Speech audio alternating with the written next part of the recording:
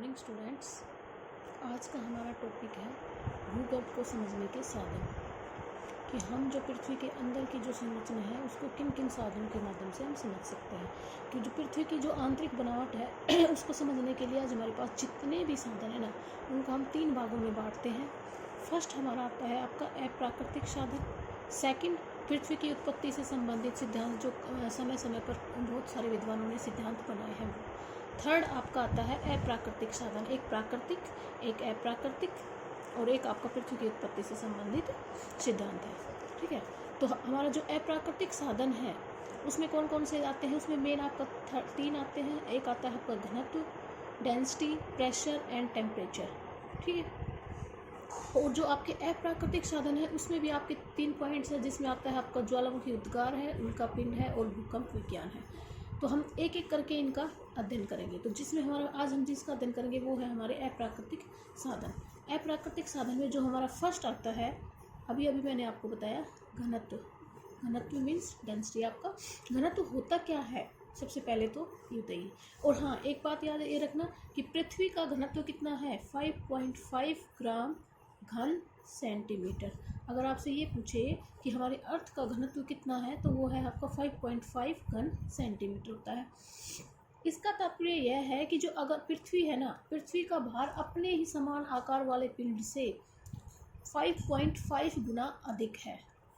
पृथ्वी के ऊपर में आपकी जो परतदार चट्टानें बिछी हुई है, जो आपका जिसको मैंने आपको कल समझाया था, जिसको क्या कहा था, क्रस्ट कहा था मैंने, जो ऊपर की लेयर होती है, जो मोस्टली आपके 33 किलोमीटर तक होती है, तो जो परतदार चट्टानें हैं उसका घनत्व केवल 2.7 ग्राम घन सेंटीमीटर होता है। और जो पृथ्वी के नीचे जो परतें पाई जाती है, आपकी आग्नेय शैलें पाई जाती है, उनका घनत्व आपका 3.0 से 3.5 घन सेंटीमीटर होता है। ये मैंने क्रस्ट का बताया है, और जस्ट क्रस्ट के नीचे ही जो आग्नेय चट्टानें होती है ना, उनका घनत्व बताया है। लेकिन जो पृथ्वी का आंतरिक भाग है, या जो पृथ्वी का क्रोड जिसको हमने बोला था, उसका घनत्व आपका 11 से लेके 12 घन ग्राम घन सेंटीमीटर होता है। देखो कहाँ क्रस्ट का 2 है और कहाँ आपका क्रोड का 11 होता है।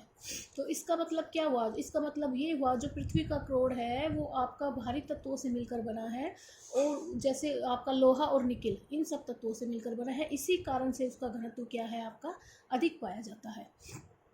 इस प्रकार आपका जो पृथ्वी है ना, उसकी आंतरिक संरचना अनेक परतों में बनी हुई है। जैसे कल भी मैंने आपको बताया था कि अलग अलग लेयर्स पाई जाती है। आपकी आंतरिक परतें भारी पदार्थों से बनी है, और जो आपका क्रोड है, कोर है, या कोर्ड बोलो, जो भी है आपका, वो निकिल और लोहे जैसी भारी धातुओं से बना है। और इसी के कारण ही हमारी पृथ्वी में चुंबकीय गुण पाया जाता है। हम बोलते हैं पृथ्वी एक दंड बार होती है, चुंबकीय बार होती है, हमारी पृथ्वी चुंबक की तरह काम करती है।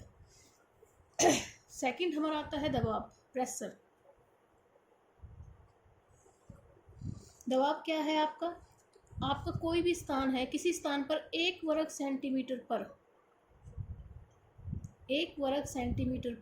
क्षेत्रफल पर 1 वर्ग सेंटीमीटर क्षेत्रफल पर पड़ने वाले भार को हम क्या कहते हैं, आपका दबाव कहते हैं। दबाव किसी वस्तु के, जो कोई वस्तु है उसके कणों के मध्य जो रिक्त स्थान पाया जाता है ना, उस पर निर्भर करता है।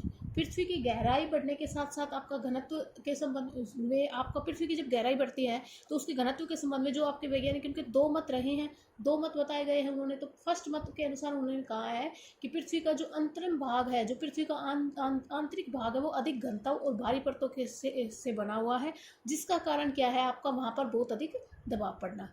इससे क्या साबित हुआ? इस जो आपके मत है, ये जो मत दिया था कुछ विद्वानों ने, इस मत से यह प्रमाणित होता है कि जो पृथ्वी का क्रोड है वो अत्यधिक घनत्व है, वहाँ पे जो आपका घनत्व अत्यधिक पाया जाता है। मैंने अभी बताया, पृथ्वी के क्रोड में 11 से 12 तक ग्राम घन सेंटीमीटर आपका घनत्व पाया जाता है। तो उसका कारण क्या है? उसका कारण क्या बताया उन्होंने? अत्यधिक दबाव है वहाँ पे।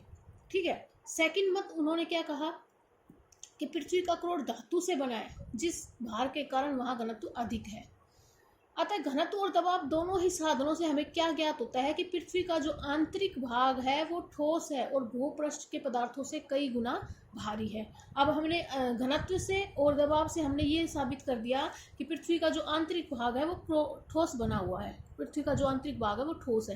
लेकिन देखना आगे आगे बहुत चेंज होता जाएगा। ये तो सिर्फ जब हमारे पास ये साधन नहीं थे कि हमने इनके द्वारा अध्ययन नहीं किया था, तब तक हम ये मानते थे कि पृथ्वी का भाग, आंतरिक भाग क्या है, ठोस है।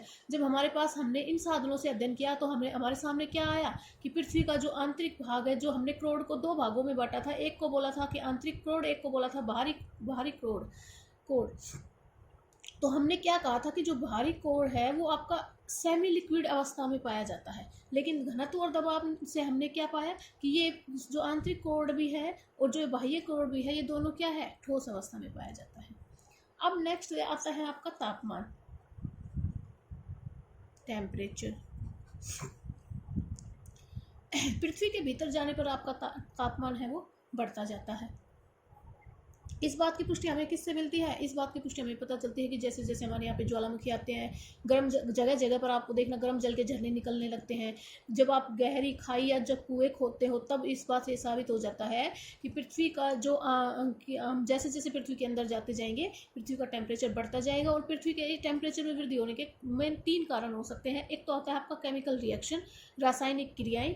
एक पृथ्वी की आंतरिक शक्तियाँ, आपको पता है पृथ्वी के अंदर आपकी आंतरिक शक्तियाँ पाई जाती है। आंतरिक शक्तियाँ जो टेम्परेचर के विभिन्नता के कारण ही आपका चलता है, क्योंकि मैं पहले भी बताया था कि पृथ्वी है का जो केंद्र है वो 6,371 किलोमीटर तक होता है।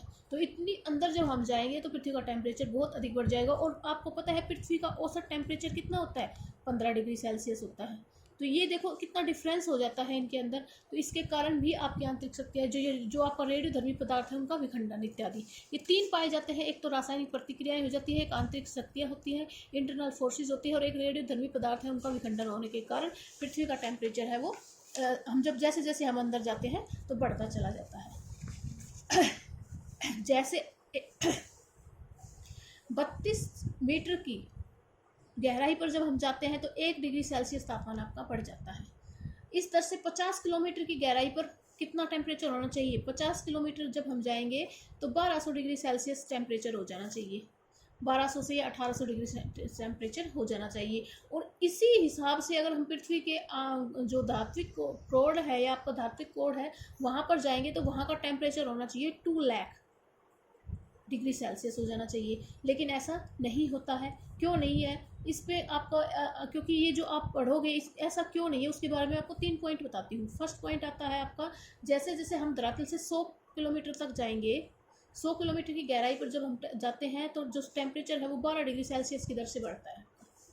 ठीक है, 12 डिग्री सेल्सियस पर किलोमीटर, 1 किलोमीटर पर 12 डिग्री सेल्सियस बढ़ता है। फिर हम अगर जब 100 किलोमीटर तक तो इतना बढ़ा, फिर 100 से जब हम 300 किलोमीटर तक जाएंगे तो इसकी दर कम हो जाएगी। तो ये कितने डिग्री बढ़ेगा आपका? 2 डिग्री, 12 से डायरेक्ट 2 डिग्री पर किलोमीटर हो जाएगा। और फिर जब हम 300 से भी और नीचे चले जाएंगे, यानी कि 100 किलोमीटर तक गए तब तो 12 डिग्री सेल्सियस की दर से बढ़ा। जब 100 से 300 गए तो 2 डिग्री हो गया। और जब 300 से भी और नीचे जाने लगेंगे तो इसकी दर कितनी आ जाएगी? 1 डिग्री सेल्सियस पर किलोमीटर। इसलिए जो टेम्परेचर है उसमें डिफरेंस पाया जाता है। इस गणना के आधार पर जो आपका धात्विक कोड है उसका तापमान 2000 डिग्री सेल्सियस है। जो आंतरिक कोड है आपका उसका टेम्परेचर कितना है? ओनली 2000 डिग्री सेल्सियस है। परंतु अनेक विद्वान इस मत से भी सहमत नहीं है। आपको पता है यहाँ आपका, अगर आपने एक बात सिद्ध कर दी है ज्योग्राफी में कि ये बात ऐसे है तो उसके ऑब्जेक्शन बहुत ज़्यादा होते हैं। तो अनेक विद्वान इस बात से सहमत नहीं थे। उन्होंने कहा कि इतने अधिक तापमान में जो कोड है के पदार्थ है ना वो ठोस अवस्था में नहीं रह सकते, अतः वे तरल और गैसीय अवस्था में होंगे। आपको पता दबाव और घनत्व का जब हमने अध्ययन किया तो उन्होंने कहा कि आंतरिक जो कोड है वो क्या है? ठोस अवस्था में है। लेकिन जब हमने टेम्परेचर का अध्ययन किया तो उन्होंने कह दिया कि जब इतना अधिक टेम्परेचर है तो जो पृथ्वी की चट्टानें हैं वो ठोस अवस्था में नहीं हो सकती, वो या तो तरल अवस्था में है या वो गैसीय अवस्था में है। लेकिन फिर से कुछ विद्वानों ने यह सिद्ध कर दिया कि जो दबाव आपका पड़ता है ना, चट्टानों पर जो दबाव पड़ता है वो दबाव चट्टान के मेल्टिंग पॉइंट को थोड़ा बढ़ा देता है। यानी कि जो अगर चट्टानों पर दबाव पड़ेगा तो जो गलनांक बिंदु है चट्टानों का वो बढ़ जाएगा और वो चट्टानें पिघल नहीं पाएगी। अतः जो आपका आंतरिक भाग है वो या तो तरल अवस्था में न होकर ठोस अवस्था में ही होगा। लेकिन ये कथन पहले ही आपका क्या हो गया था? गलत सिद्ध हो गया था। अब पृथ्वी का कोड न तो ठोस है और न ही तरल अवस्था में है और न ही ये गैसीय अवस्था में है। यह तभी संभव है जब अनेक आपका ये या तो ना तो तरल हुआ, ना आपका गैस हुआ, ना आपका ठोस हुआ, तो वो क्या बच गया? मैंने आपको चौथी अवस्था बताई थी जिसको प्लाज्मा बोला था, सेमी लिक्विड बोला था, और जो प्लास्टिक की तरह कार्य करता है, यानी कि जिसमें लचीलापन होता है। तो लास्ट में हमारा क्या सामने आया कि जो हमारा क्रोड है, आंतरिक क्रोड है, वो क्या होता है, सॉरी बाह्य क्रोड है, वो आपका सेमी लिक्विड अवस्था में होता है। अब देखो कुछ भी निश्चित व प्रमाणित नहीं है। हमने जो अभी अभी जो व्याख्या दी है घनत्व की, दबाव की और तापमान की, उसके आधार पर पृथ्वी की बनावट के बारे में कोई निश्चित प्रमाण नहीं निकल कर आए हैं। ठीक है, उसके बाद हम जो और बाकी जो सेकंड पॉइंट हमारे पृथ्वी की उत्पत्ति से संबंधित सिद्धांत, तो उनका हम कल अध्ययन करेंगे। लेकिन आपको ये नहीं है कि इससे ये सही साबित नहीं हुआ तो हमारे लिए इंपॉर्टेंट नहीं है। इंपॉर्टेंट बहुत है कि घनत्व कितना है, पृथ्वी का घनत्व कितना है, बहुत इंपॉर्टेंट है कि हम 30 में पृथ्वी के 32 मीटर की गहराई पर जाते हैं तो टेम्परेचर कितना बढ़ जाता है, 1 डिग्री सेल्सियस टेम्परेचर बढ़ता है आपका। और दबाव क्या होता है, दबाव उसके मेल्टिंग पॉइंट को बढ़ा देता है। तापमान कैसे क्या होता है, तो ये इंपॉर्टेंट थे। कल हम इसका दूसरा टॉपिक करेंगे।